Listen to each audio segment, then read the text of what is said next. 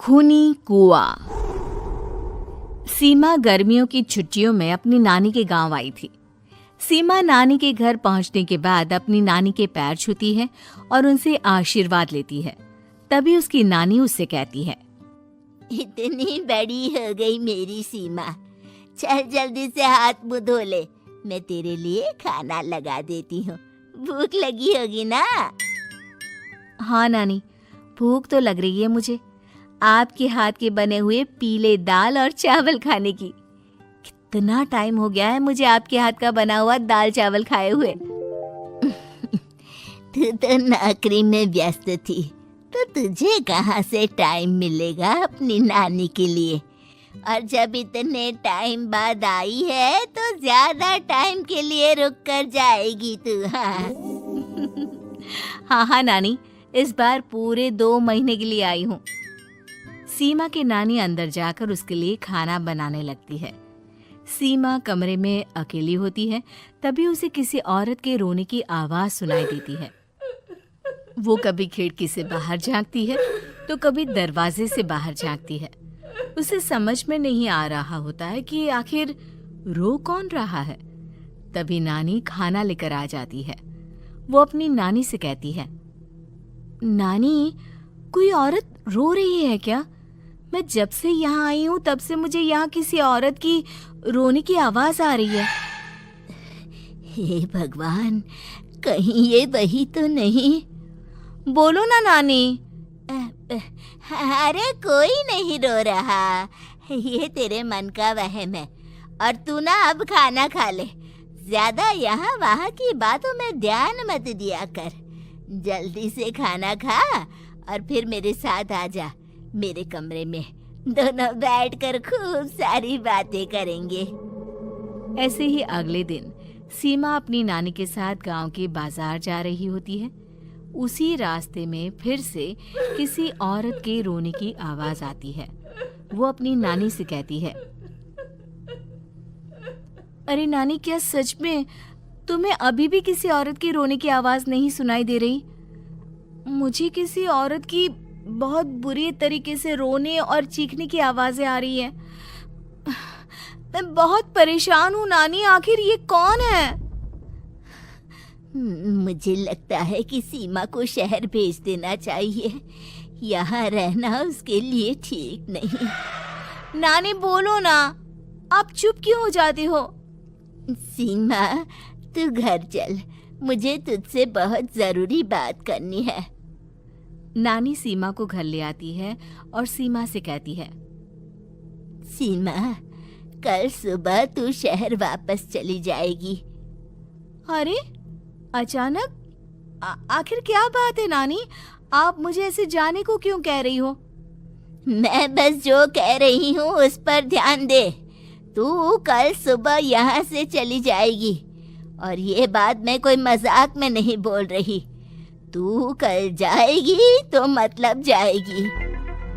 अरे नानी, चली जाऊंगी मैं, ठीक है, पर आखिर बात क्या है ये तो बता दो। मम्मी से कोई बात हुई है या फिर मुझसे कोई गलती हुई है जो तुम मुझे अचानक से जाने के लिए बोल रही हो? देख सीमा, रात बहुत हो चुकी है और मुझे इस बारे में कोई बात नहीं करनी। चल, अब चल के मेरे साथ सो जा। सुबह की बस पकड़कर तुझे शहर भी तो जाना है।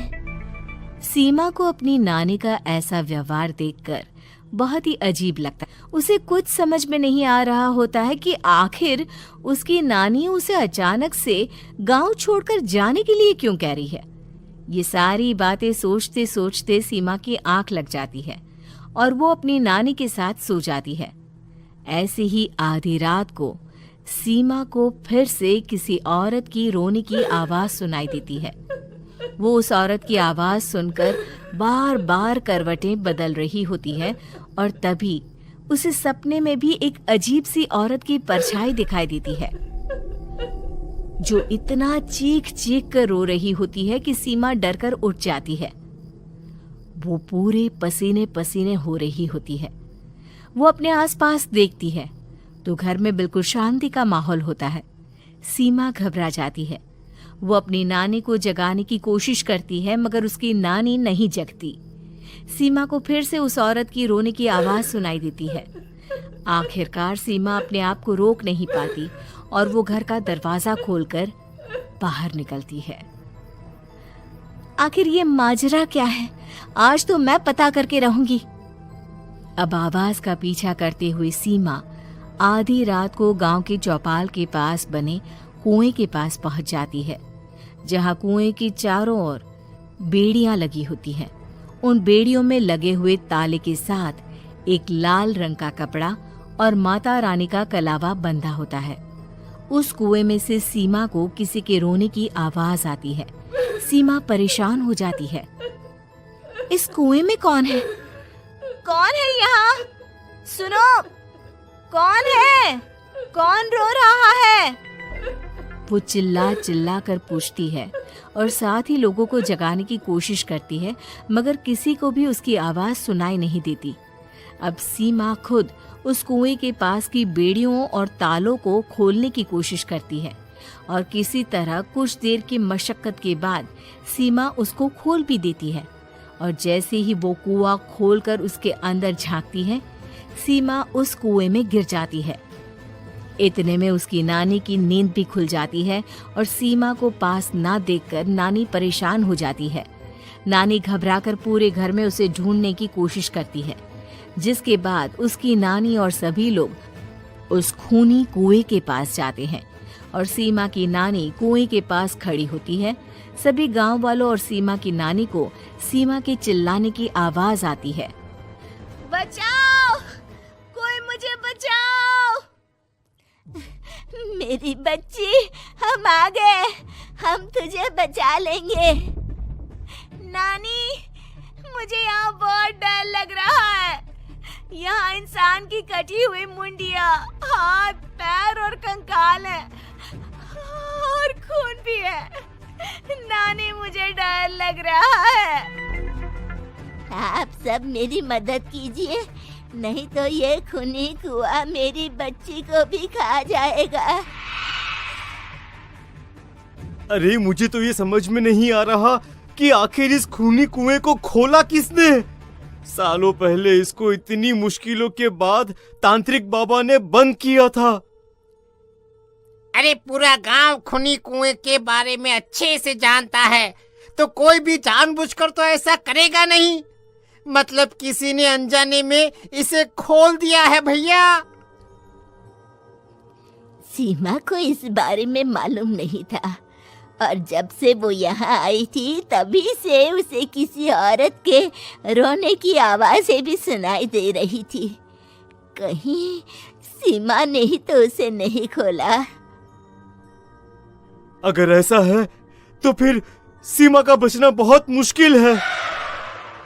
वहीं कुएं के अंदर सीमा रोते हुए बैठी होती है कि उसे आवाज सुनाई देती है, जो कुएं के बाहर खड़े गांव वालों में से किसी को सुनाई नहीं देता।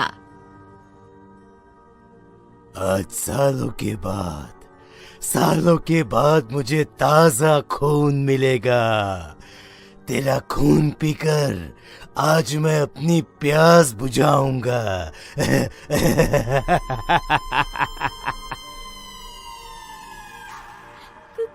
कौन है? कौन है?